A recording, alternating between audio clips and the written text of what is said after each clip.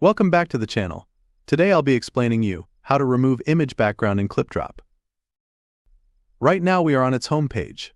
There are a lot of tools present like generative fill, swap, text to image, background change. But what we are looking at is the remove background tool. Click on its icon and the page for background removal opens. Here, you can see a blue-colored box. You can click on this box and select the image you want to remove background or just drop the image in this box. We are going to drop our image, which is of a cute panda.